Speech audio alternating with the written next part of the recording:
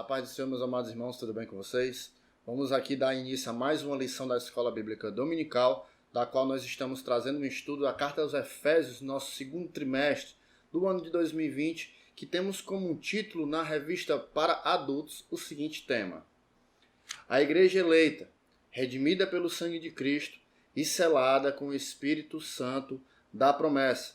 E na lição de hoje nós estaremos adentrando a nossa penúltima lição, a 12ª lição, que tem como título A Conduta do Crente em Relação à Família. Para quem não me conhece, sou Adriano Castelo, aqui do canal Coerência Cristã, e aqui nós estamos numa série de videoaulas, para a Escola Bíblica Dominical com subsídios extras, tanto para alunos como para os professores da Escola Bíblica Dominical. E o nosso textual está lá na Carta aos Efésios, capítulo 5, no versículo 31, que diz assim, acompanhe comigo. Por isso, deixará o homem seu pai e sua mãe, e se unirá à sua mulher, e serão dois numa carne. A nossa verdade prática, que o autor vai nos trazer o seguinte aspecto, de que Deus estabeleceu o casamento monogâmico, heterossexual e indissolúvel, isto é, a instituição da família para a glória do nome dele. E a nossa leitura bíblica em classe se encontra lá em Efésios, capítulo 5, do versículo 21 ao 33, e logo após também no capítulo 6, do versículo 1 ao 4, que a palavra de Deus diz assim, acompanhe comigo. Sujeitando-vos uns aos outros no temor de Deus. Vós, mulheres, sujeitai-vos a vosso marido como ao Senhor, porque o marido é a cabeça da mulher, como também Cristo é a cabeça da igreja, sendo ele próprio o salvador do corpo. De sorte que assim como a igreja está sujeita a Cristo, assim também as mulheres sejam em tudo sujeitas a seu marido. Vós, maridos, amai vossa mulher, como também Cristo amou a igreja e a si mesmo se entregou por ela, para santificar, purificando-a com a lavagem da água, pela palavra, para a apresentar a si mesmo igreja gloriosa, sem mácula, nem ruga, nem coisa semelhante, mas santa e irrepreensível. Assim devem os maridos amar a sua própria mulher, como a seu próprio corpo. Quem ama a sua mulher, ama-se a si mesmo. Porque nunca ninguém aborreceu a sua própria carne, antes a alimenta e sustenta, como também o Senhor a igreja, porque somos membros do seu corpo. Por isso, deixará o homem seu pai e sua mãe, e se unirá à sua mulher, e serão dois numa carne. Grande é este mistério. Digo, porém, a respeito de Cristo e da igreja. Assim também vós, cada um em particular, ame a sua própria mulher, como a si mesmo, e a mulher reverencie o marido. E vamos para Efésios capítulo 6, do versículo 1 ao 4, que diz assim. Vós, filhos, sede obedientes a vossos pais no Senhor, porque isto é justo. Honra teu pai e a tua mãe, que é o primeiro mandamento com promessa, para que te vá bem, e vivas muito tempo sobre a terra. E vós, pais, não provoqueis a ira a vossos filhos, mas criai-os na doutrina e admoestação do Senhor. Então, esse é o contexto, a nossa leitura bíblica em classe, que está aqui já no finalzinho da carta aos Efésios, escrita pelo apóstolo Paulo. E nosso objetivo geral da nossa lição é mostrar que o relacionamento harmonioso está incluído no projeto divino para a família cristã. Então, esse é o ponto central da lição de hoje. Mostrar que o relacionamento, o casamento, a família, ele é um projeto incluído, dentre os demais aspectos do projeto divino para a humanidade, tornando assim a existência, da família cristã. E temos 3 objetivos, como de costume, objetivos específicos para tratar na lição de hoje. Primeiramente, iremos refletir sobre a conduta bíblica prescrita ao marido. Logo depois iremos demonstrar como a mulher casada é comparada à igreja de Cristo. E no final iremos orientar a conduta dos pais e filhos no ambiente familiar. Então esses são os pontos a qual no final dessa lição nós iremos ter abordado. Ponto central da nossa lição, o autor diz que o relacionamento familiar é um projeto divino. Né? Então, a nossa lição hoje, o capítulo 5 e o início do capítulo 6, vai estar em torno da prática da palavra de Deus, dos ensinamentos que nós vimos até o momento, a prática na família. Então, esse é o ponto que nós iremos tratar na lição de hoje. Trataremos nessa lição um aspecto do plano divino, ao que diz respeito ao relacionamento da humanidade. E como principal aspecto, falaremos sobre a família e aprenderemos o quão Deus quer que nós venhamos a glorificá-lo também através de nossa família, casamento e filhos. Então, o propósito de Deus para a família é justamente ter o seu nome engrandecido e glorificado através dela. Vemos que Jesus trata de casamento e não de divórcio. Se nós buscarmos viver em concordância com a palavra de Deus, meus queridos, entenderemos alguns princípios que devemos seguir para termos sucesso na nossa união conjugal. Eu gostaria, em caráter de introdutório, trazer alguns aspectos sobre o casamento. Que primeiro, o casamento ele é heterossexual. Deus não criou o homem para se unir com um homem e nem mulher para se unir com outra mulher. Deus criou macho e fêmea. Né? Essa união se chama um casamento. Né? Um casal só existe com macho e fêmea. A sociedade tenta a todo instante, a todo custo, introduzir a quebra de princípios divinos dado pelo próprio Deus. Hoje nós vivemos numa sociedade que ela faz uma apologia contra os princípios de Deus. Ideologia de gênero, o momento feminismo, né, feminista que está assolando o nosso país, está mudando a nossa sociedade drasticamente. Todos esses movimentos eles são contra os projetos divinos para a humanidade. Deus não aprova a homossexualidade.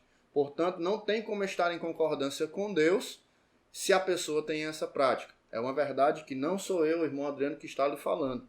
Né? Mas a palavra de Deus garante de que Deus ele não está aprovando as práticas da homossexualidade. Ele não aprovou no passado e também não aprova no presente, nem irá aprovar no futuro.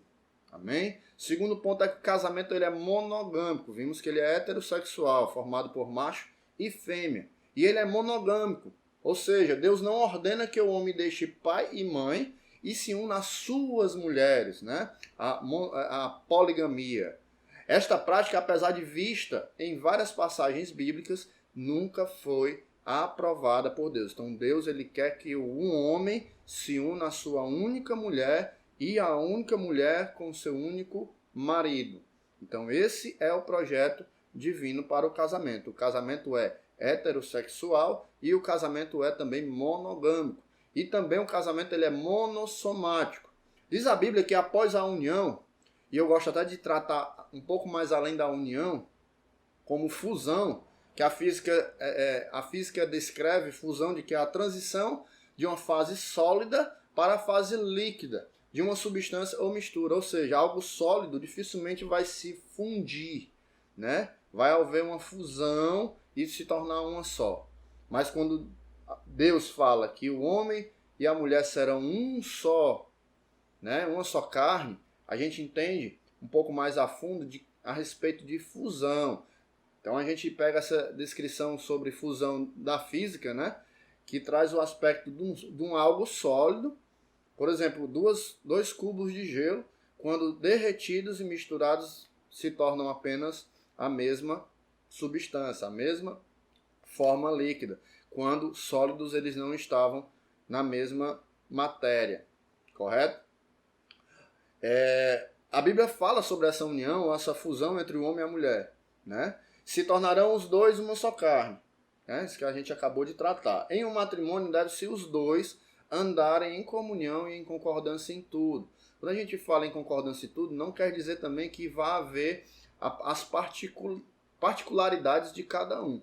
Não, cada um tem o seu temperamento, a sua personalidade. Mas o propósito, quando se une, dos dois devem ter um único foco. Né? E perante a palavra de Deus, o foco de um casamento é glorificar o nome do nosso Deus. E o casamento, nós vemos que ele é heterossexual, monogâmico e monossomático. E também ele é indissolúvel, né? Ele não se desfaz, ele não se dissipa. Jesus disse: portanto, o que Deus uniu, não separe o homem. Nenhuma autoridade na terra tem competência para desfazer aquilo que Deus uniu.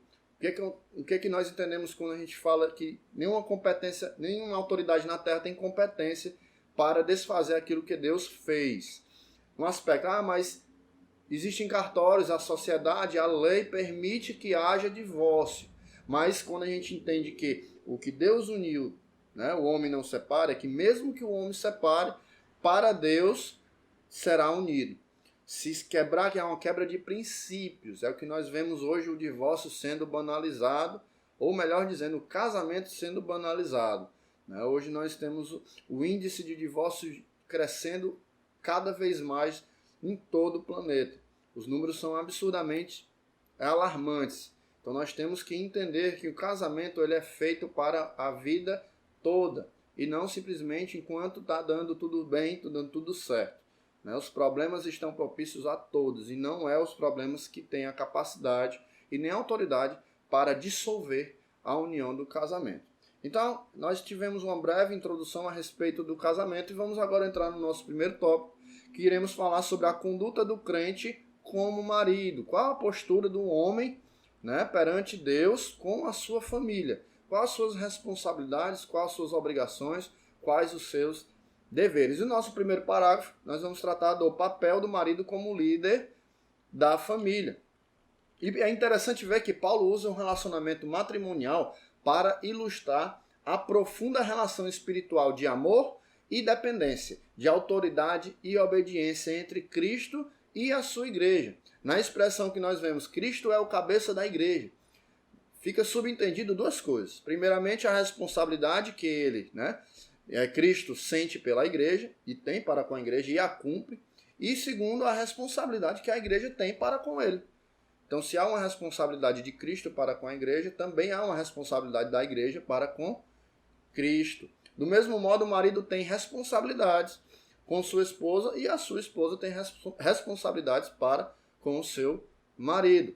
Ambos têm os seus deveres a serem cumpridos, que nós iremos tratar na lição de hoje. O marido, ele é o protetor de sua esposa, assim como Cristo é o protetor de sua igreja.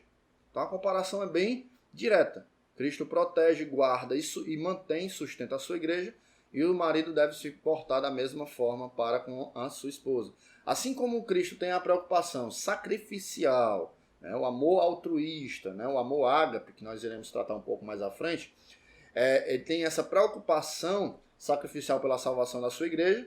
Existe uma comparação, mesmo que em um nível bem inferior, bem baixo.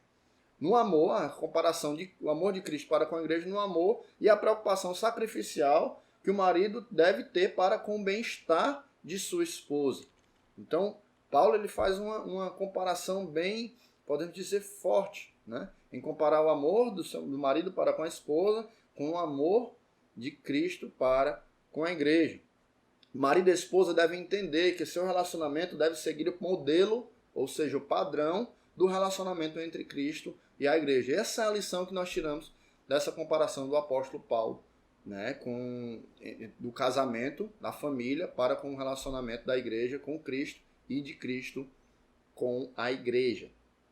No nosso segundo parágrafo, nós iremos tratar sobre o amor como elemento primordial, ou seja, é crucial, o amor deve estar presente na união conjugal de um casal.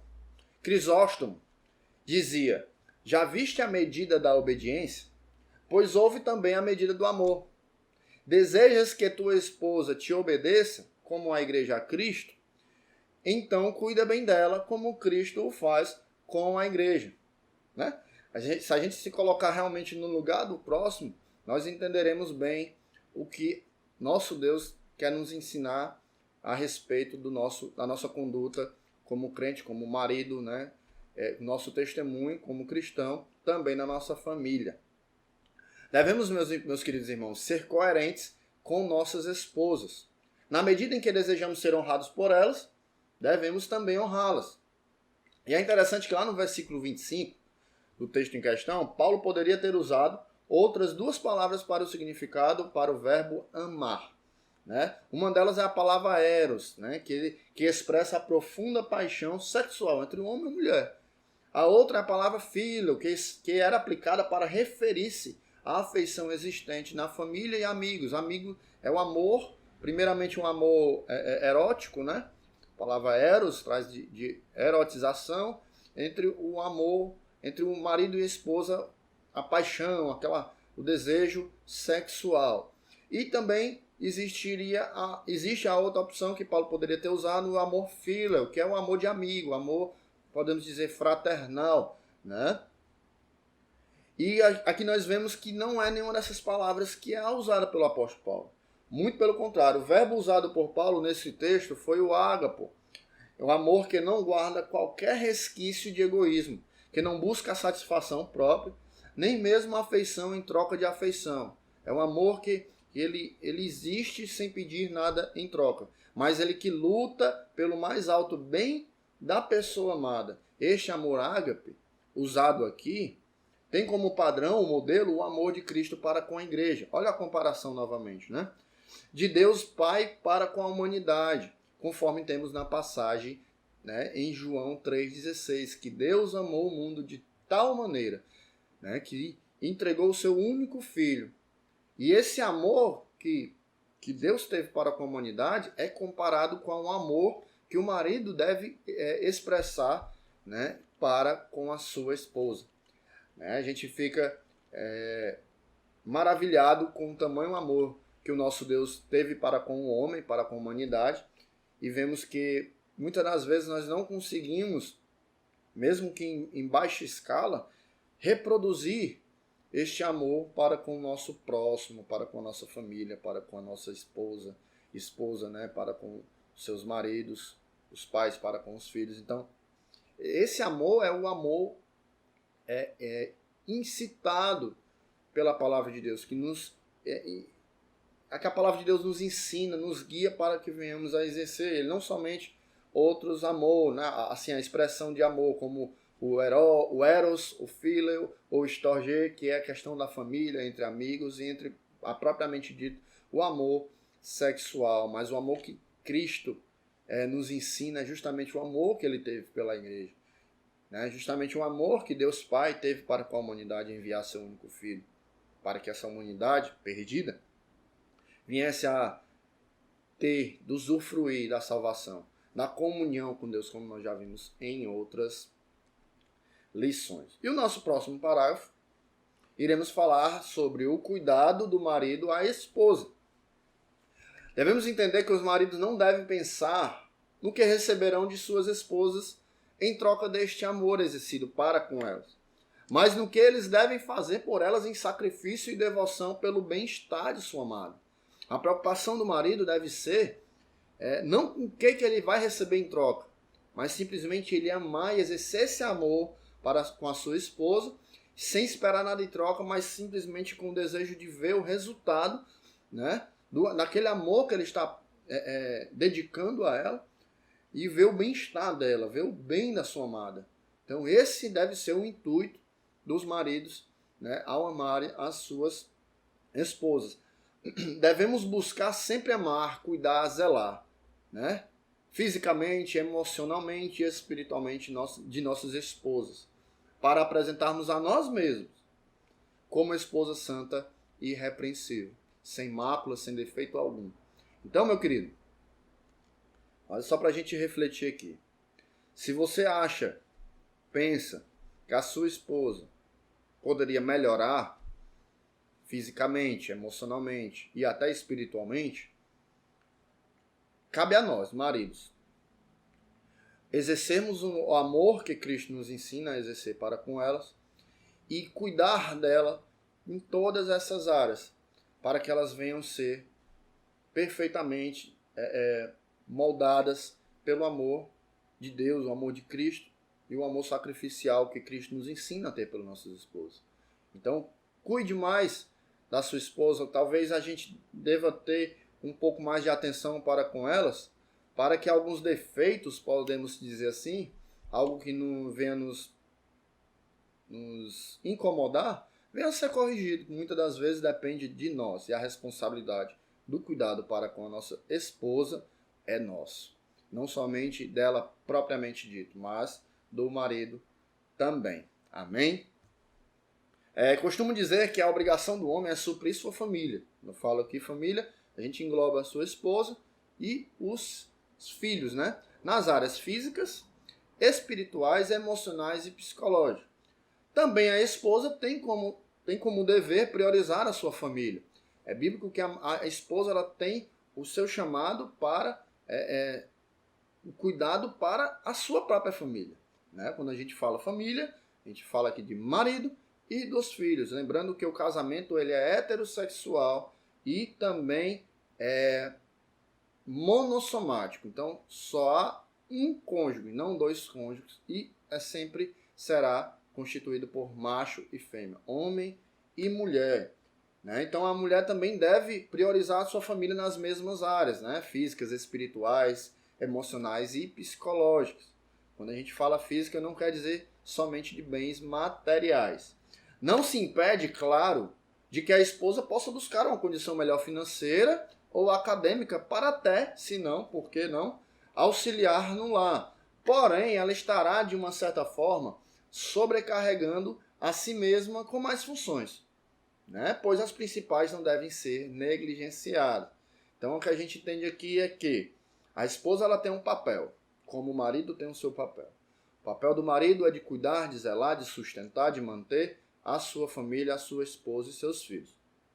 Também a esposa tem como dever cuidar do marido e de seus filhos, né? Cuidar da casa, cuidar da família. Mas aqui, né, existe um movimento nos dias de hoje, um movimento feminista, que expressa que essa situação da mulher como dona do lar, como culturalmente nós conhecemos também, e temos um entendimento, hoje dizem que é algo pejorativo, tratam como algo pejorativo, como algo negativo, sendo que a ordenância, né, divina de que o marido sustente a esposa e a esposa venha a cuidar da casa, dos afazeres, mas o que não impede não, né? Não estou dizendo aqui que então quer dizer que a mulher não pode trabalhar, a mulher não pode estudar, não.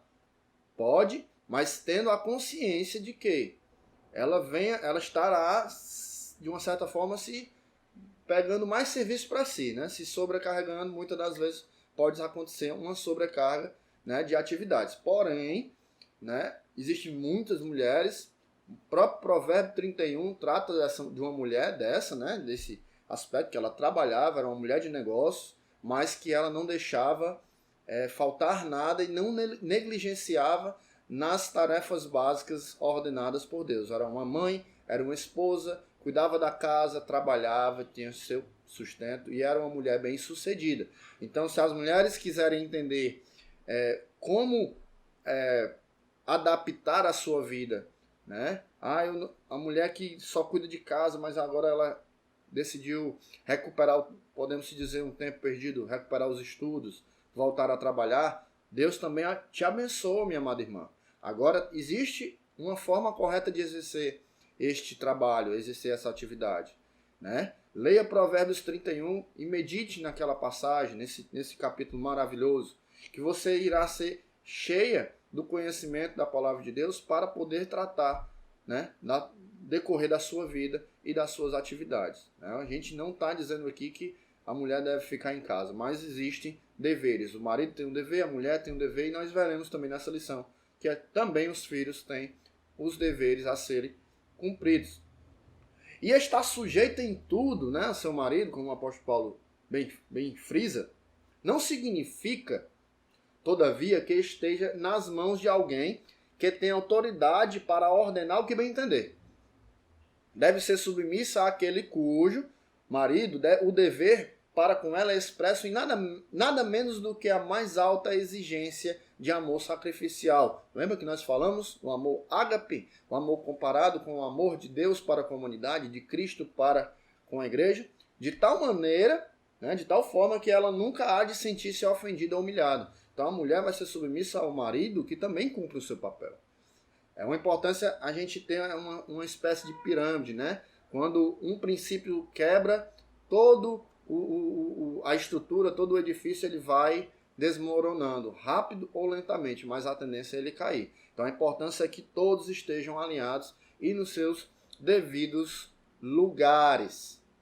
E no nosso segundo tópico nós iremos tratar agora, falando sobre a conduta do homem, né, do crente como marido, e agora iremos tratar sobre a crente como esposa, a conduta da crente como esposa. E desde já eu gostaria de agradecer pela participação do meu amado querido irmão Álvaro Cícero, né, o diácono Álvaro Cícero irá agora tratar a respeito desse ponto, deste tópico, para com vocês. Álvaro, que Deus te abençoe. É contigo, meu querido irmão. A paz do Senhor, queridos irmãos, a paz do Senhor, diácono Adriano. Muito obrigado por essa oportunidade de estar dando continuidade nessa lição. Então, nós vamos estar vendo o tópico 2 da revista, onde o título é A Conduta da Crente como Esposa. E ele vai nos falar, de acordo com a analogia paulina, em relação ao matrimônio, a mulher casada é comparada à Igreja de Cristo. Nesse ponto, nós veremos a conduta requerida da esposa cristã. Aquilo que da mulher serva de Deus, aquilo que Deus requer de você, para com o seu marido, para que o seu lar venha estar cada vez mais forte, solidificado na palavra do Senhor, para que as promessas do Senhor possam estar sempre em nossas vidas. E o subtópico 1 diz o conceito de submissão cristã. E diz assim: nós cristãos não achamos ruins em sermos submissos a Cristo. Por quê?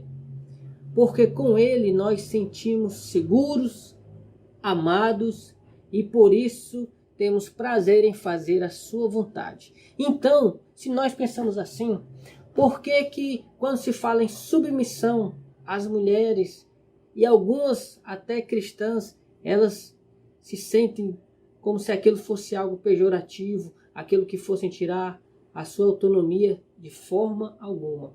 Nós somos submissos a Cristo. Nós o servimos com alegria porque sabemos que Ele cuida de nós, Ele tem zelado por nós. Então a nossa submissão não é imposta, mas é algo que nós fazemos com amor. E nós vamos ver aqui em Efésios capítulo 5, no versículo de número 22 em diante, ele vai nos dizer: vós mulheres, submetei-vos a vossos maridos, como ao Senhor, porque o marido é a cabeça da mulher, como também Cristo é a cabeça da igreja, sendo ele próprio o salvador do corpo. Mas assim como a igreja está sujeita a Cristo, assim também as mulheres o sejam em tudo a seus maridos.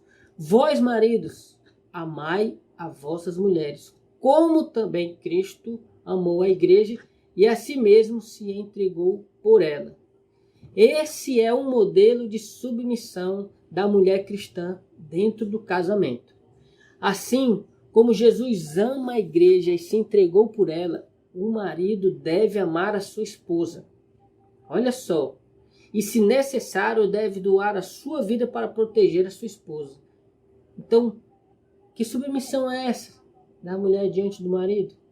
É porque ele está disposto a dar, se necessário for, assim como Cristo deu a sua vida pela igreja, o marido, como a palavra de Deus ensina, ele tem que estar disposto, se necessário for, dar a sua vida para proteger a sua esposa. Ele deve ser o quê? Também, além disso, ele deve ser um marido amoroso, sustentador, conselheiro, protetor, e esta é a missão que Deus deixou aos maridos. E a mulher cristã deve o quê? Ela deve honrar o seu marido. E dessa maneira, a mulher vai querer o quê? Ser submissa ao marido, que a ama e se doa por ela. Se ela tem um marido que é amoroso, que lhe provém tudo o que ela necessita, que é protetor, e que ele é um bom pai, aquele que dá com alegria o amor, satisfazendo ela em tudo, suprindo todas as suas necessidades, A submissão da mulher não é imposto, mas é aquilo que ela faz, como é o que nós vemos muitas vezes. A mulher cristã, ela tem o prazer de cuidar, ela já cuida do seu esposo, da sua família, da sua casa, né? Então a mulher cristã deve honrar o seu marido, porque dessa maneira a mulher está cumprindo aquilo que Deus deixou para ela fazer. Este é o que? Esse é o modelo de submissão bíblica. Quando o marido ama sua esposa, como Cristo ama a igreja, a esposa sente prazer em ser submissa ao seu esposo. Mas se ela não faz, o que acontece? Ela está sendo o quê? Ela está sendo desobediente a quem? Ao esposo? Não. Ela está sendo desobediente a Deus, porque esse é um requisito que Deus quer, que ela seja submissa ao seu esposo. Mas quando ela o respeita e o apoia, ela está cumprindo o propósito de Deus para as esposas cristãs, né? Então nós vemos que esse é um padrão bíblico para a mulher cristã. O mundo ensina totalmente diferente, mas nós que agora servimos a Cristo, esse é o requisito do marido e esse é o requisito da esposa. A esposa deve ser o que? Amorosa, ajudadora, que respeita o marido e que colabora para edificar o seu lar.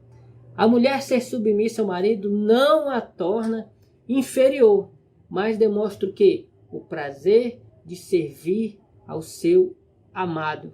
A palavra de Deus nos diz que a mulher sábia edifica o seu lar. O subtópico 2, do ponto 2, tem como título assim: a condição da mulher cristã. Ele vai estar dando como exemplo, falando mais daqueles tempos, né? Tempos anteriores, do tempo de Jesus, e nós vemos como era difícil a mulher nesse período, né? A história e as ciências sociais retratam que nas culturas antigas as mulheres eram vistas como uma propriedade, como um ser de segunda categoria, até mesmo como propriedade do marido, do pai e do patrão. Eu vou ler aqui onde diz assim, ó, um texto diz: compra-se a mulher por dinheiro, contrato e relações sexuais. Constata um rabino. Compra-se um escravo pagão por dinheiro, contrato e tomado de posse. Então, qual era a diferença de uma aquisição da mulher e de um escravo? Nós não vimos. A mulher poderia ser adquirida por dinheiro, por um contrato, né? E até pelas relações sexuais. Mas aí nós vamos ver que Jesus, ele vem restaurar essa dignidade dessa mulher nesse período, ao qual ela não tinha voz, ela não tinha direito, né? E muitos por aí dizem que a Bíblia é machista, sendo que nós vemos que os primeiros direitos, aquele que primeiro valorizou a mulher foi Jesus Cristo. Jesus não as considerava meros objetos, do ponto de vista de alguns líderes religiosos, como alguns tinham as mulheres.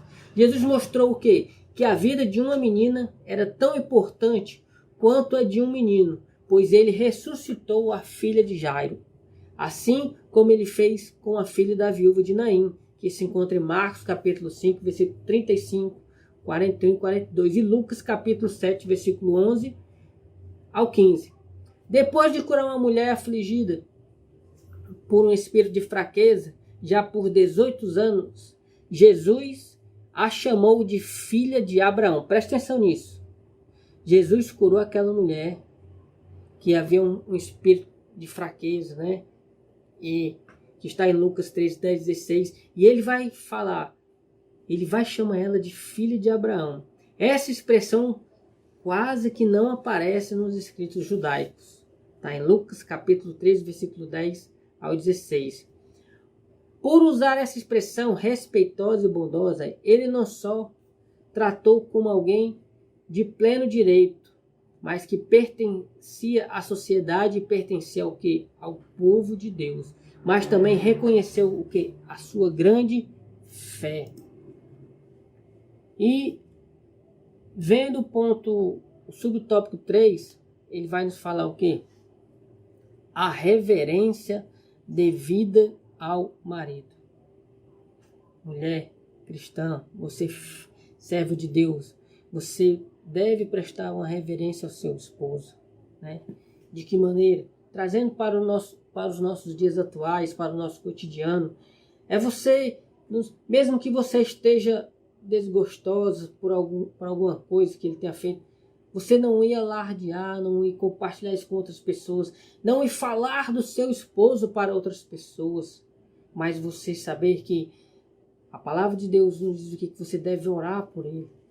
Se você está passando por algum momento e talvez o seu esposo não seja esse padrão de amor, de aquele que supre, mesmo estando na casa de Deus, mas qual é a ação que a mulher cristã deve ter?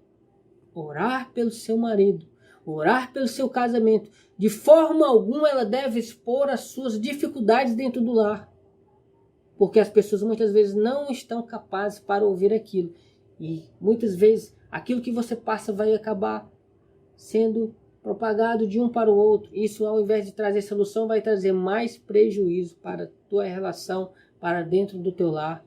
Mas se você orar, Deus vai estar ouvindo o teu clamor, e Ele pode sim entrar com providência, mudar esse coração desse teu marido, colocar o amor, fazer com que ele entenda que ele deve honrá-la também. Porque se você faz a sua parte, cumpre o que Deus deixou, você tem zelado pelo seu esposo, cuidado dele, honrando ele, como a palavra de Deus nos diz, sendo submissa, mesmo sem ele muitas vezes merecer, saiba que nada que você faz para o Senhor é em vão. Ele está vendo o seu esforço e ele vai sim trazer a paz dentro do seu lar. Ele vai sim mudar o coração do teu esposo, porque a família é um projeto que não foi feito pela sociedade, não. Ela saiu do coração de Deus. Adão estava sozinho e Deus disse: não é bom que o homem esteja só. Farei uma ajudadora. Então você é aquela que está do lado do seu marido. Honre o seu esposo e saiba que Deus vai honrar o teu esforço, a tua comunhão, a tua fé, o teu compromisso com a palavra de Deus. Mesmo em meio difícil, saiba que Deus Ele é poderoso para mudar tudo e qualquer pessoa, e ainda mais um lar, que nós devemos ser um exemplo para aqueles que não conhecem a Cristo. Deus não vai querer mudar o teu lar, essa tua situação que tu está passando, com certeza.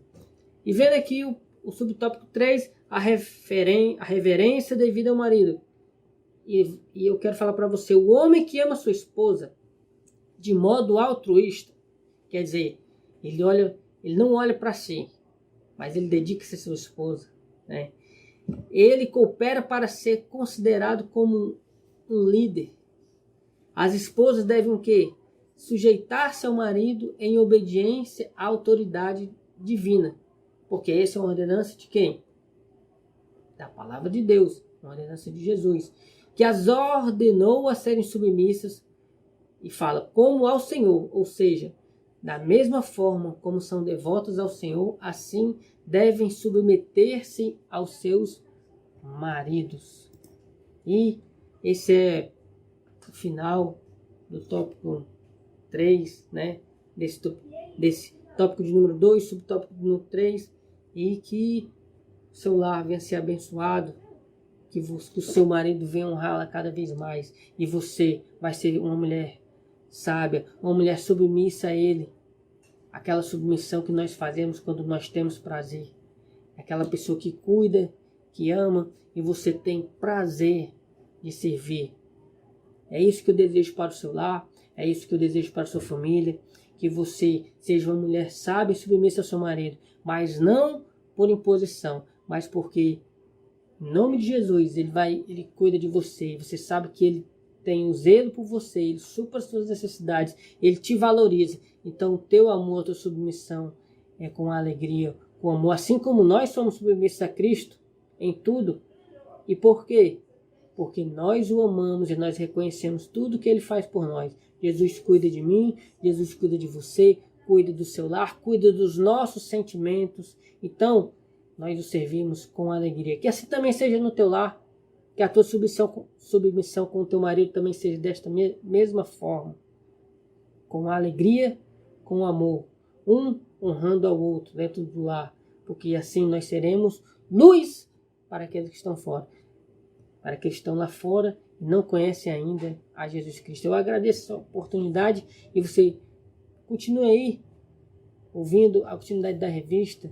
Dedique-se cada vez mais. Que Deus te abençoe, que Deus ilumine os teus caminhos, que Deus se revele para você e para toda a sua família. É o que eu oro em nome de Jesus e a paz do Senhor. Muito obrigado, Álvaro, pela sua participação. Que Deus te abençoe. Bom, meus amados irmãos, vamos estar adentrando agora no nosso último tópico, né? Terceiro tópico que iremos tratar agora. Já falamos sobre a conduta do crente como marido e também da conduta da crente como esposa. E agora iremos tratar sobre a conduta do crente como filho, né? Englobando a questão familiar que estamos tratando na lição de hoje. E o primeiro parágrafo iremos falar sobre a responsabilidade dos pais, né? E os pais, nós vamos entender que os pais devem compreender que a maior responsabilidade e dever que eles têm para com os seus filhos é a de criá-los através do exemplo, guarde bem, através do exemplo, criá-los segundo o ensinamento da palavra de Deus. Mesmo que muitas das vezes seja necessário usar da rigidez na disciplina, né? Porém, devemos compreender que deverá sempre haver limite, tanto no amor e brandura, como na rigidez da advertência ou correção, para que não venhamos a gerar ira nos nossos filhos, deixando-os desanimados. A questão da ira, a gente não vai se aprofundar muito nesse tópico, mas já gostaria de deixar para os amados irmãos que não criar, não deixar os seus filhos ficarem irados não tem nada a ver com a permissividade, e sim com a ausência de disciplina. A ausência de disciplina cria uma ira nos filhos. Que tipo de ira? A falta de limites, a falta de ensinamentos que somente a palavra de Deus é capaz de trazer para as nossas vidas e para a vida dos nossos filhos. Então nós devemos andar conforme a palavra de Deus nos orienta a andar, criar os nossos filhos conforme a palavra de Deus nos orienta a criar, né? E através disso nós evitaremos o desânimo na vida por completo dos nossos filhos, certo? Então, esse aspecto é o que nós devemos nos preocupar. O maior dever de um pai cristão é de criar o seu filho através do exemplo, é o andar na palavra, né? Crescer na palavra, levar no caminho e não mostrar apenas o caminho.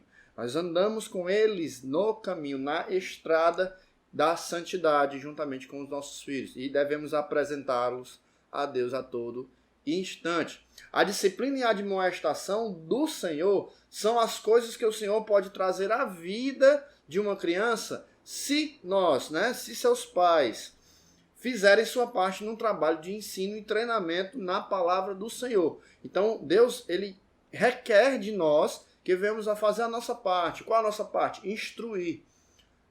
Instruir os nossos filhos mediante a palavra de Deus, nos princípios da palavra de Deus. Que mesmo que ele venha a se afastar futuramente por N motivos, como acontece na nossa realidade, um dia ele irá se lembrar. Porque a palavra do Senhor, ela sai, mas ela não volta vazia. Ela, quando ela é lançada, ela vai gerar um fruto. Às vezes o fruto é espontâneo, no momento, mas às vezes o fruto ele vem com o tempo. Então, o tempo quem vai dar o crescimento é o Espírito Santo, é o nosso Deus. Amém? Então essa deve ser a preocupação de nós enquanto pais cristãos. Este é o mais alto dever dos pais cristãos. Como afirma Dale, os pais devem se preocupar mais com a lealdade de seus filhos a Cristo do que com qualquer outra coisa. Mais mesmo do que com a saúde, com o vigor e brilho intelectuais, com a prosperidade material, com a posição social ou com que eles estejam livres de grandes tristezas e de grandes infortúnios. O foco deve ser Cristo. Apresentar o ensinamento da palavra de Deus aos nossos filhos, independente de qualquer atividade, de qualquer circunstância. Os nossos filhos, nós devemos nos preocupar com que nossos filhos venham a amar este Deus, amar a Cristo acima de todas as coisas. Então este é o principal foco, este é o principal objetivo dos pais cristãos para com os filhos. Ensinar a ter Cristo como prioridade, ter a palavra de Deus como manual da sua própria vida. Aleluia! E o nosso próximo parágrafo iremos tratar sobre a conduta requerida dos filhos, né? Como a palavra de Deus ensina que os seus filhos, requer que os seus filhos venham se comportar perante os seus pais. Quais as obrigações dos filhos? Paulo inicia o texto tratado nesta lição abordando a relação entre maridos e esposos, como nós já vimos. E agora passa a tratar a respeito da relação entre pais, né? Quando a gente fala pais no texto aqui, o texto quer dizer profundamente que tanto pai quanto mãe, não somente a figura masculina, né? Relacionamento entre pais e filhos. E da mesma forma que aquele relacionamento entre marido e esposa começou com a chamada submissão, aqui também os filhos são chamados a obedecer a vossos pais. Então há uma ordenância requerida para os filhos também. Paulo traz a citação do 5º mandamento como orientação específica à obediência, né? Mas vamos entender o que é o obedecer nesse contexto. O que é o ato de obediência, né? Aqui nesse contexto. Vemos que o significado de obediência pode ser classificado como uma das virtudes e se define como um comportamento pelo qual um ser aceita as ordens dadas por outro. Então, o princípio básico de obediência é esse. Os filhos devem obedecer e honrar os seus pais. É um mandamento de Deus para os filhos, né? E obedecer é cumprir aquilo que foi ordenado. Não é questionar. Né? É bem diferente de você questionar uma ordem. Ninguém se questiona uma ordem. A ordem foi feita para se obedecer. Nesse contexto, estamos, claro, tratando de ordens concernentes à vida de um cristão. Certo? Já honrar envolve amor e respeito. E até mesmo sustento, caso haja necessidade. Ou seja, a honra, ela vem, o beneficiado da honra, do ato de honrar, é o próximo. A quem você está honrando. Né? E o beneficiado da obediência é aquele que está obedecendo. Obedecer e honrar aos vossos pais é benefício tanto para os filhos, quando se obedece, tanto para os pais, quando se os honra, né? Quando o filho honra ao pai. A obediência é devida enquanto os filhos vivem sob a tutela dos pais, e a honra é um dever para a vida toda. A obediência, nós obedecemos os nossos pais enquanto estamos morando, sendo sustentados por eles, né? Mas a honra, ela é para uma vida inteira, é para a vida toda. Então, muitos estão achando que honrar, respeitar e obedecer são atos apenas momentâneos, né? Tem muitos jovens que, quando eu sair de casa, tudo vai mudar. E as coisas não são bem assim. Nós que já passamos por esta fase, bem sabemos disso. Então, o dever do filho é obedecer aos pais e honrá-los. Obedecer enquanto se é dado uma ordem e honrá-los para a vida toda, independente. E o que eu acho interessante, irmãos, a palavra de Deus nos orienta, enquanto filhos, a honrarmos os nossos pais, obedecermos aos nossos pais, e ele não dá condições da postura dos nossos pais, né? A gente acaba contemplando algumas realidades de que os pais têm um temperamento um pouco fora do contexto cristão, né? Fora dos princípios, melhor dizendo, da palavra de Deus, e alguns princípios até errôneos perante a nossa sociedade, ao nosso entender. Mas o que a palavra de Deus nos manda enquanto filhos é para obedecer e honrá-los, independente das circunstâncias, independente do que a mágoa que você possa ter do seu pai. Primeiramente, peça para Deus colocar em você o desejo de perdão, tanto de perdoar e também de ser perdoado, para depois você continuar exercendo a sua atividade enquanto um filho, enquanto um cristão, obedecendo e honrando seu pai. Independente de como seu pai e a sua mãe são, obedeça-os no Senhor, honre-os no Senhor. Porque acima de nossos pais terrenos, há um Pai celestial que nos dá várias orientações e nos guia para que nós venhamos a exercer, né, com qualidade e com sucesso essas atividades, essas dicas e esses conselhos que eles nos dão. Então, se você tem algo a ser tratado, algo que venha a ser moldado, corrigido, peça a Deus que Ele irá te ajudar, em nome de Jesus. Amém? E nosso último parágrafo, iremos tratar do mandamento com promessa. Ao citar o 5º mandamento, Paulo enfatiza de que aqueles que obedecerem verdadeiramente, né, sem segundas intenções, a esta ordenança, o próprio Deus os recompensará com bênçãos não somente celestiais, que já tratamos sobre as bênçãos celestiais nas lições aqui, mas também de materiais, que são interpretados desde bênçãos literalmente tangíveis, ou seja, bênçãos tocáveis, que o nosso Deus é Deus sim do ouro e da prata, ele pode abençoar materialmente, como ele abençoa, e ele pode sim abençoar também espiritualmente, como ele abençoa. É interpretado tanto como bênçãos, né, como eu já falei, tocáveis, tangíveis, quanto a própria duração da vida do filho obediente. Né? A promessa também é de que os filhos venham viver mais, viver com qualidade. E quando eu vejo um viver, é um viver com qualidade, é um viver com Cristo, é um viver segundo a palavra de Deus, um viver alegre, um viver feliz, né? Então essa é uma promessa, é uma recompensa pelo cumprimento de um mandamento que o nosso Deus nos dá enquanto filhos. Então, que nessa lição de hoje, que hoje você venha a entender a importância de cada um, né? Porque todo marido ele foi um filho ou é um filho, né? Esposa também, e os próprios filhos um dia serão maridos ou esposas.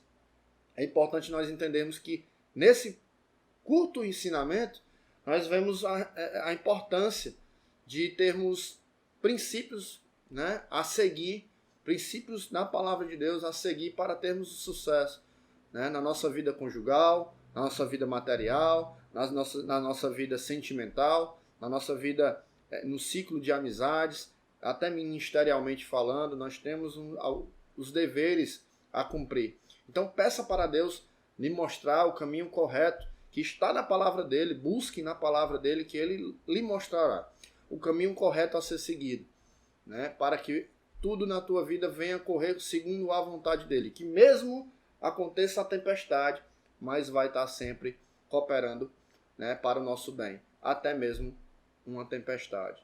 Que Deus te abençoe. Eu me chamo Adriano Castelo, estamos aqui nessa série de lições, estamos chegando no final. E eu te agradeço pela oportunidade de você estar aqui conosco, te agradeço pela audiência de você estar assistindo essa lição até o final. Que Deus te abençoe e te recompense segundo a sua vontade. Mas eu queria te pedir, se tu ainda não se inscreveu ainda no nosso canal, clique aqui embaixo, nos ajude, clique no se inscrever, ative o sininho e deixe o like, né? E participe, deixe os seus comentários, vá lá no nosso Instagram também, coloque lá Coerência Cristã, siga a nossa página e fique por dentro dos conteúdos que serão lançados para a edificação da minha e da tua vida. Que Deus te abençoe, em nome de Jesus. Amém.